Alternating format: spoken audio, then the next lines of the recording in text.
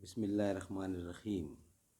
حج کی اصلاحات، صفحہ نمبر 77، سیرت النبی جلدوم، پیج 77۔ حج کی اصطلاحات ہیڈنگ ہے، لیکن یہ جو مین ہیڈنگ ہمارا چل رہا ہے وہ چل رہا ہے ہمارا عبادات۔ یہ عبادات مین ہمارا ہیڈنگ ہے، اس کی آگے 6 سرخیاں ہیں، جس میں سے آج کا پہلا ولاگ حج کی اصلاحات۔ ناظرین، اردو ترجمہ اور تشریحات کے ساتھ اردو زبان میں سرور عالم صلی اللہ علیہ وسلم کی سیرت پر جامع ترین کتاب سیرت النبی صلی اللہ علیہ وآلہ وسلم۔ رائٹر ہیں اس کتاب کے علامہ شبلی نعمانی رحمۃ اللہ، علامہ سید سلیمان ندوی رحمۃ اللہ۔ بسم اللہ الرحمن الرحیم۔ الحمد للہ رب العالمین والصلاة والسلام علی رسولہ محمد وعلی آلہ واصحابہ اجمعین۔ حج کی اصلاحات، صفحہ نمبر 77۔ حج کی رسم اگرچہ کفار نے قائم کر رکھی تھی، لیکن اس کی صورت بالکل بدل دی تھی اور اس میں اس قدر بدعات اضافہ کر دیے تھے کہ ثواب کی بجائے عذاب کا کام بن گیا تھا۔ سب سے مقدم یہ کہ حج اور تمام عبادات کا مقصد خدا کا ذکر اور توجہ اللہ ہے، لیکن اہل عرب حج میں جمع ہوتے تھے تو خدا کی بجائے اپنے باپ دادا کے مواخر اور کارنامے بیان کرتے تھے۔ اسی بنا پر یہ آیت اتری، فَإِذَا قَضَيْتُم مَنَاسِكَكُمْ فَاذْكُرُوا اللَّهَ كَذِكْرِكُمْ آباءکم او اشد ذکرا۔ پھر جب حج کے ارکان پورے کر لو تو خدا کا ذکر کرو جس طرح اپنے باپ دادا کا کرتے تھے، بلکہ اس سے بڑھ کر۔ خاص اہل مدینہ نے یہ طریقہ اختیار کیا تھا کہ منات جو بت تھا اس کا طواف کرتے تھے، اور اسی بنا پر جب کعبہ کا حج کرتے تھے تب بھی صفا و مروہ کا طواف نہیں کرتے تھے۔ حالانکہ حج کے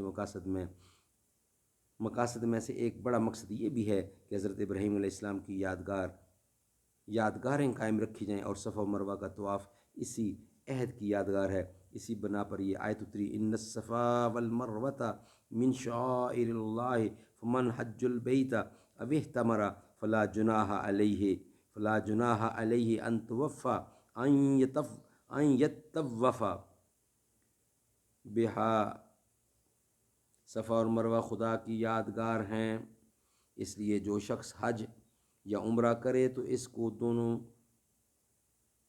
مقاموں کا بھی طواف کرے۔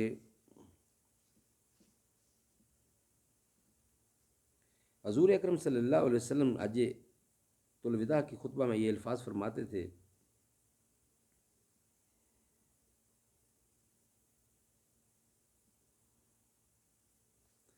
ایک طریقہ یہ رائج ہو گیا تھا کہ اکثر لوگ آج کل کی طرح جن کے پاس زاد سفر نہیں ہوتا تھا یوں ہی چل کھڑے ہوتے تھے اور کہتے تھے کہ ہم متوکل ہیں۔ ان لوگوں کو اکثر راہ میں گداگری اور دوستوں کی دستگیری کا محتاج ہونا پڑتا تھا۔ اسی بنا پر یہ آیت اتری، وَتَزَوَّدُوا فَإِنَّ خَيْرَ الزَّادِ التَّقْوَىٰ، اور گھر سے زاد سفر لے کر چلو کیونکہ اچھا زاد سفر تقویٰ ہے۔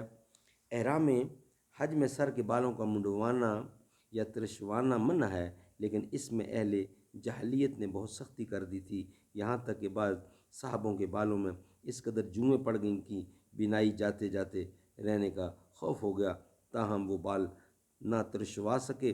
اسلام میں چونکہ سب سے مقدم یہ امر پیش نظر ہے کہ اس کی عبادات اور احکام تکلیف مالائے طاق نہ بن جائیں، اس لیے یہ حکم ہوا، فَمَنْ كَانَ مِنْكُمْ مَرِيضًا أَوْ أَذًى مِنْ رَأْسِهِ فَفِدْيَةٌ مِنْ صِيَامٍ أَوْ صَدَقَةٍ أَوْ نُسُكٍ۔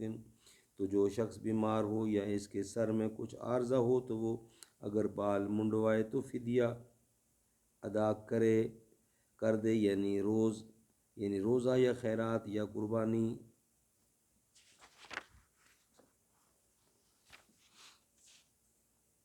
قربانی جو کرتے تھے اس کا خون لے کر کعبہ کے در و دیوار پر ملتے تھے اور اس کو ثواب سمجھتے تھے. اسی پر یہ آیت نازل ہوئی لن ینال واللہ لحومہما ولا دماؤہا ولکن